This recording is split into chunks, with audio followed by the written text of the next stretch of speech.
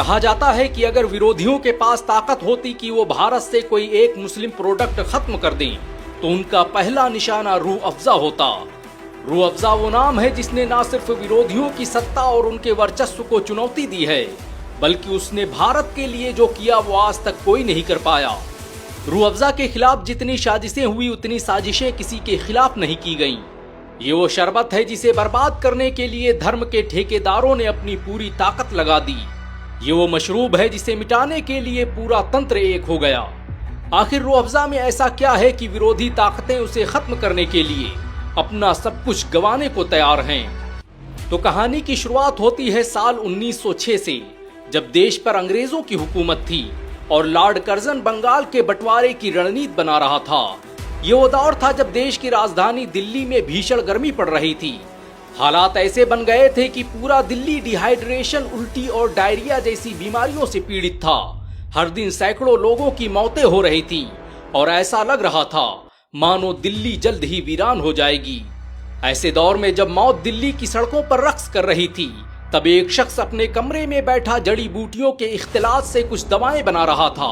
उसने गुलाब, केवड़ा, खसखस, धनिया, संतरा, तरबूज, अनानास, सेब और दूसरी चीजों का इस्तेमाल करके एक ऐसी दवा बनाई जिसने दिल्ली के मुर्दा दिलों में जान फूंक दी। पूरा दिल्ली हकीम साहब की उस दवा के लिए भागने लगा। जो भी लू और गर्मी का मारा उनके पास पहुंचता, हकीम साहब उसे वही दवा थमा देते। थोड़े ही दिनों में दिल्ली में यह खबर फैल गई कि लाल कुआं बाजार में एक हकीम है जिसके पास ऐसी जड़ी बूटी है जिससे हर बीमारी का इलाज किया जा सकता है। हकीम साहब के जरिए बनाई गई ये दवा कोई और नहीं बल्कि रूह अफ़ज़ा थी और उस हकीम का नाम था हकीम हाफिज अब्दुल मजीद। वही हकीम अब्दुल मजीद जिसने हमदर्द दवाखाना की स्थापना की, जो आज यूनानी दवाओं को बनाने वाली भारत की सबसे बड़ी कंपनी है। हकीम अब्दुल मजीद के जरिए बनाई गई इस दवा ने उस वक्त पूरे देश में कोहराम मचा दिया। कोई घर और कोई इलाका ऐसा नहीं था जहां पर यह दवा मौजूद न हो। 1908 तक इसे जड़ी बूटी से बनी एक सिरप के तौर पर बेचा जाता रहा, लेकिन 1908 में इसे नाम दिया गया रूह अफ़ज़ा का। रूह अफ़ज़ा यानी रूह को ताजगी देने वाला। ये नाम उर्दू अदब के मशहूर लेखक पंडित दयाशंकर नसीम की लिखी किताब मसनवी गुलजार नसीम से लिया गया था। जो लोग आज धर्म और संप्रदाय के नाम पर उर्दू और रूह अफ़ज़ा का विरोध कर रहे हैं, उन्हें खबर नहीं कि रूह अफ़ज़ा का नामकरण करने वाला शख्स दयाशंकर नसीम एक हिंदू था। रूह अफ़ज़ा की शोहरतें दिन ब दिन आसमान छूती जा रही थी। इसकी बढ़ती मांग को देखते हुए हकीम अब्दुल मजीद ने इसे एक ब्रांड के रूप में स्थापित करने का फैसला किया और 1910 में पहली बार रूह अफ़ज़ा का लेबल तैयार किया गया। इसे मशहूर आर्टिस्ट मिर्जा नूर अहमद ने डिजाइन किया था। रूह अफ़ज़ा को बनाया तो एक दवा के रूप में गया था, लेकिन उसे शोहरतें एक शरबत के रूप में मिली। रूह अफ़ज़ा अपनी तरह का एक पहला प्रयोग था। जिस दौर में भारत में रंगीन छपाई आसान नहीं थी, उस दौर में इसके लेबल को रंगीन कलर में प्रिंट किया गया। रूह अफ़ज़ा का पहला लेबल मुंबई के बोल्टन प्रेस ने छापा था। शुरुआत में रूह अफ़ज़ा को वाइन शेप की कांच की बोतलों में बेचा गया। हकीम अब्दुल मजीद ने बोतल को आकर्षित बनाने के लिए रंगीन लेबलों का इस्तेमाल किया, जो बाद में इसकी पहचान बन गए। बहुत कम लोग जानते हैं कि रूह अफ़ज़ा के लेबल और उसकी पैकेजिंग में आज तक कोई बदलाव नहीं किया गया है। आपको यह जानकर शायद हैरानी हो सकती है कि रूह अफ़ज़ा को बनाने का तरीका और उसका फार्मूला आज तक हकीम अब्दुल मजीद के परिवार के अलावा कोई नहीं जानता। इसे पिछले 100 सालों से गुप्त रखा गया है। रूह अफ़ज़ा को लू और गर्मियों की तपिश के इलाज के तौर पर इजाद किया गया था। इसे बनाने में यूनानी चिकित्सा पद्धति का इस्तेमाल किया गया।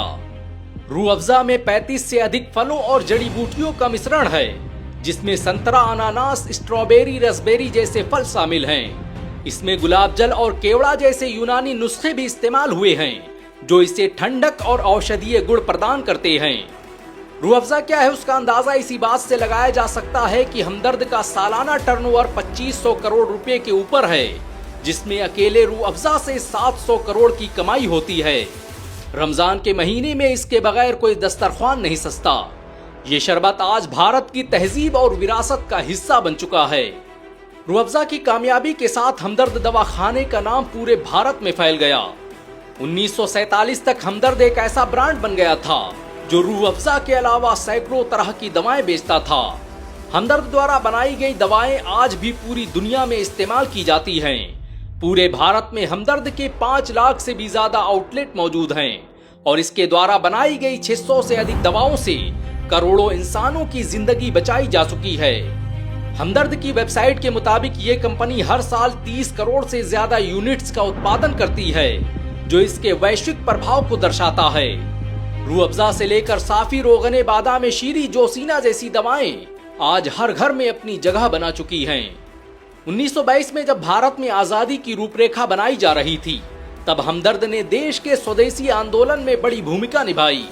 देश के मतवाले रूह अफ़ज़ा का शरबत पीते और क्रांति की आग को भड़काने में लग जाते। हकीम अब्दुल मजीद ने देश और समाज की बड़ी खिदमतें की, लेकिन इसी साल 1922 को उनका इंतकाल हो गया। हकीम मजीद तो चले गए, लेकिन वो अपने पीछे एक ऐसी विरासत छोड़ गए जो आज पूरी दुनिया को अपनी गिरफ्त में ले चुकी है। 1947 में देश के बंटवारे का हमदर्द और रूह अफ़ज़ा पर गहरा असर पड़ा। हकीम अब्दुल मजीद के बेटे हकीम अब्दुल हमीद तो भारत में रहे, लेकिन उनके छोटे भाई हकीम मोहम्मद सईद पाकिस्तान चले गए, जहां उन्होंने हमदर्द पाकिस्तान की स्थापना की। और जब बांग्लादेश की स्थापना हुई तो इसकी एक शाखा वहां भी खोली गई। भारत में रहे हकीम अब्दुल हमीद ने 1948 में हमदर्द भारत को वक्फ कर दिया। बहुत कम लोग जानते हैं कि हमदर्द दवाखाना एक वक्फ संपत्ति है, जिसकी 85% कमाई गरीबों, अस्पतालों और खिदमत खल्क में खर्च की जाती है। इसकी कमाई से आज भारत के बहुत से स्कूल और कॉलेजेस चलते हैं। भारत के मशहूर Hamdard public school, Hamdard institute of medical science, Hamdard college of pharmacy, Hamdard Unani medical college, Majidia अस्पताल, रुफैदा कॉलेज ऑफ नर्सिंग के अलावा HASC सेंटेनरी अस्पताल हमदर्द दवाखाना द्वारा ही संचालित किए जाते हैं। हकीम अब्दुल मजीद ने कई सालों तक जामिया मिलिया इस्लामिया और यूनानी तिब्बिया कॉलेज की स्थापना करने वाले हकीम अजमल खान के साथ मिलकर काम किया। हमदर्द दवाखाना की स्थापना से पहले वो हकीम अजमल खान के साथ ही रिसर्च किया करते थे। हमदर्द पिछले 100 सालों से धर्म, पंथ और संप्रदाय को देखे बगैर लोगों की खिदमत कर रहा है। हमदर्द आज भी हकीम अब्दुल मजीद के उस मिशन को लेकर आगे बढ़ रहा है, जिसका मकसद था कि पैसे के अभाव में कोई भी गरीब इलाज से महरूम न रह पाए। आज हमदर्द 600 से ज्यादा प्रोडक्ट और 5 लाख से ज्यादा आउटलेट के साथ भारत का सबसे बड़ा यूनानी ब्रांड बन चुका है। रूह अफ़ज़ा सिर्फ एक शरबत नहीं, बल्कि एक तहजीब है। जो लोग धर्म, पंथ और संप्रदाय का सहारा लेकर रूह अफ़ज़ा को मिटाने की कोशिशें कर रहे हैं, उन्हें पता नहीं कि न जाने कितने तूफान आए और चले गए, न जाने कितने साम्राज्य उखड़ गए, लेकिन वो मिलकर भी रूह अफ़ज़ा को मिटा नहीं पाए। ये एक दवा के शरबत में बदलने की वो कहानी है, जिसने सालों से भारतीयों को एक धागे में पिरो रखा है। वैसे रूह अफ़ज़ा के बारे में आपके क्या विचार हैं, नीचे कमेंट में जरूर बताएं। अगर आप हमदर्द को एक बेहतरीन कंपनी मानते हैं तो इस वीडियो को लाइक और शेयर जरूर करें। ऐसी और वीडियो को देखने के लिए हमारे चैनल को सब्सक्राइब करें, बेल आइकन जरूर दबाएं।